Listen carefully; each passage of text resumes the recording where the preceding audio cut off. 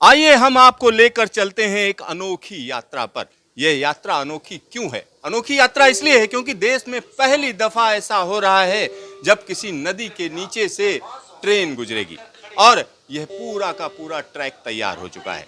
और यहाँ पर हम उसी ट्रेन के अंदर मौजूद हैं, उसी मेट्रो ट्रेन के अंदर मौजूद हैं जिसमें हम सफर कर रहे हैं। और ये ट्रेन हावड़ा नदी के नीचे से होकर जाएगी। यहाँ पर अगर हम देखें तो आपको हम कई लोगों से बात कराएंगे, इसको समझने की कोशिश करेंगे कि आखिरकार यह पूरा का पूरा जो ट्रेन का रूट है वो क्यों खास हो जाता है। देखिए, इस समय हम एस्प्लेनेड से चले हैं और आपको हम दिखा रहे हैं कि यह ट्रैक अलग क्यों है, क्योंकि यहाँ पर ट्विन टनल्स हैं और उन ट्विन टनल्स को हम यहाँ पर आपको दिखा रहे हैं। यहाँ बैलास्ट लेस ट्रैक है, यानी ऐसा ट्रैक जिसमें गिट्टी नहीं डाली गई है। तो ये ट्रैक तैयार है। साथ ही साथ यहाँ पर डायमीटर की अगर हम बात करें तो टनल डायमीटर तकरीबन 5.5 मीटर का फिनिश्ड डायमीटर है। तो ये आप यहाँ पर देख सकते हैं। साथ ही साथ यहाँ पर अगर हम सिग्नलिंग की बात करें तो ऑटोमेटिक सिग्नलिंग है।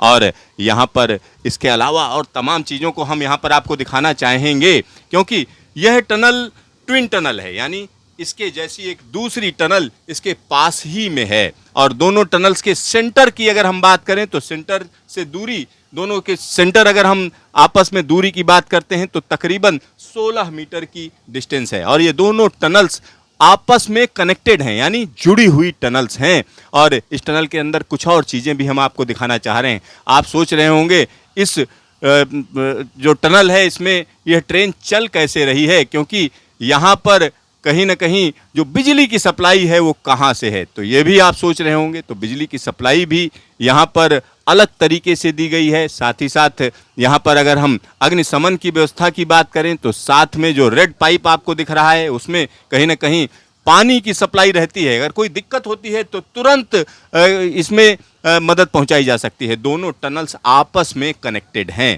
तो आपस में दोनों टनल्स कनेक्टेड हैं। साथ ही साथ यह दोनों टनल्स हम कह सकते हैं कि देश की पहली ऐसी टनल्स हैं जो कहीं ना कहीं नदी के नीचे से होकर जा रही हैं।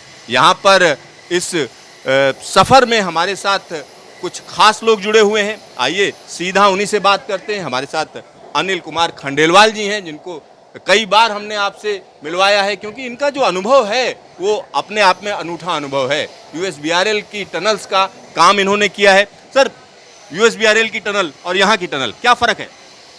यहाँ पर और यूएसबीआरएल टनल हमेशा चैलेंजिंग होता है।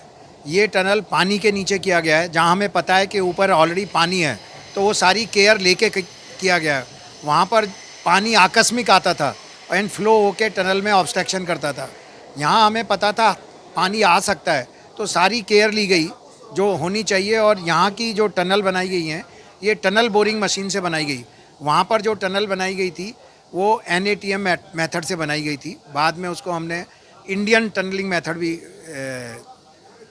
बुलाया था, क्योंकि जो NATM था उसको थोड़ा चेंज किया था अपनी हिमालयन टेरिटरी को सूट करने के लिए। तो यहाँ पर मैं एक और चीज़ बताना चाहता हूँ। एक और स्टेशन गुजर गया एस्प्लेनेड से जब हम चले, तो यह स्टेशन कौन सा गया है? महाकरण।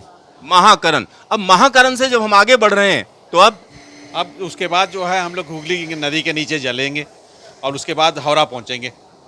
हुगली नदी के नीचे हम लोग इस समय चल रहे हैं, कह सकते हैं। ये जो है आप पता चलेगा, हमने कुछ अंतर किए हैं। नॉर्मल टनल से बाहर देखिएगा, कुछ दृश्य अलग लगेगा, तो ये पता चलेगा कि हाँ हम लोग हुगली के नदी के नीचे जा रहे हैं। तो हुगली नदी के नीचे, और वो भी एक ट्रेन में, कितनी गहराई है? ये हम लोग अभी ऊपर से अगर देखें तो 32 मीटर नीचे है हम लोग। 32 मीटर नीचे। सर, सतह से लगभग 32 मीटर नीचे अब आप ट्रेवल कर रहे हैं। पानी 13 मीटर, फिर 16 मीटर के आसपास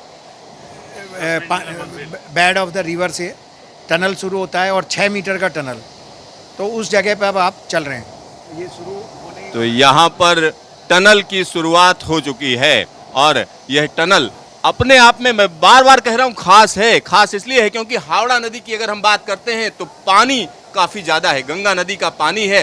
और गंगा एक बड़ी नदी है, देश की पवित्र नदी है। तो गंगा नदी के नीचे से इस समय हम गुजर रहे हैं। और यहाँ पर एक और चीज़ मैं जानना चाह रहा था, ये टनल की लंबाई क्या है? टनल जो गंगा के नीचे है वो 520 मीटर है, अब शुरू हो गई है अभी, और ये 500 मीटर के लंबाई है।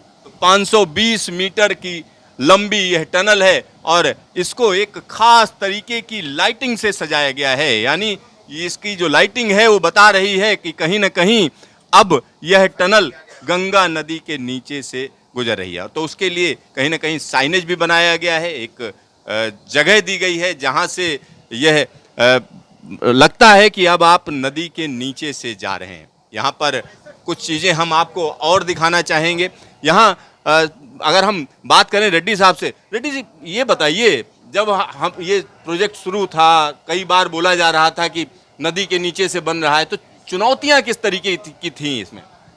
जैसा एमआई साहब ने, मेमोरी इंफ्रास्ट्रक्चर साहब ने बताया था कि जो है चुनौतियाँ जो है वो हर एक टनल की अपनी अपनी होती है। और यहाँ पर पानी ऊपर में है, इतनी मास ऑफ पानी है वहाँ पर है, कभी भी लीकेज होने की संभावना है। तो इसकी जो है पूरी प्लानिंग की गई और उसकी सैम्पलिंग ऐसी की गई कि कंप्लीट स्ट्रक्चर हम लोग जान जाएं।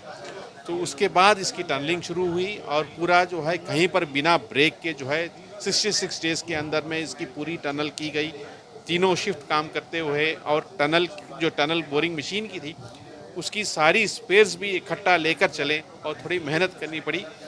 जनरली जो इस अंडर वाटर की कॉस्ट जो नॉर्मल से करीबन 50% ज़्यादा कॉस्ट हुई है इस टनल को करने में। नॉर्मल से 50% ज़्यादा। सर एक और चीज़, बड़ी छोटी सी चीज़ है, जब नदी के स्तर की हम बात करते हैं तो ये नदी बड़ी नदी है, हाई टाइड भी होता है, लो टाइड भी होता है, तो जो उतार चढ़ाव होता है इसका असर पड़ता है टनल पर? नहीं, टनल पे इसका असर नहीं पड़ता है, because overburden, it is like a overburden.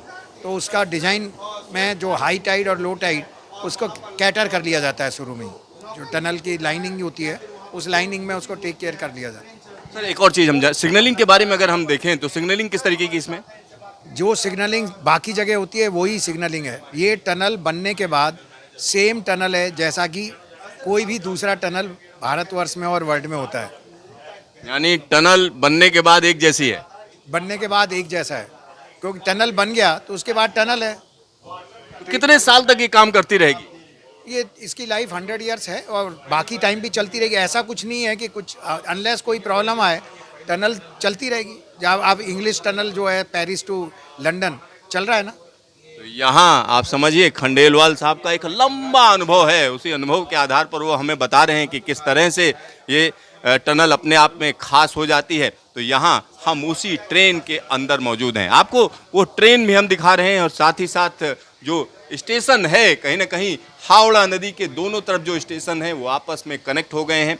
और एक और चीज़ हम आपको बताना चाहेंगे, 45 सेकंड में हावड़ा नदी को पार किया गया है। लेकिन जब जाम होता है यहाँ पर, जब ट्रैफिक अपने पीक पर होता है, अगर हम उसकी बात करें तो निश्चित तौर पर कहा जा सकता है कि उस समय आधा घंटा लगता है। यानी आधे घंटों को सीधा 45 मिनट में तब्दील कर दिया गया है। यानी एक बड़ी स्पीड के साथ यह मेट्रो तैयार है। कैमरामैन शकील अहमद के साथ सिद्धार्थ, न्यूज स्टेशन, कोलकाता।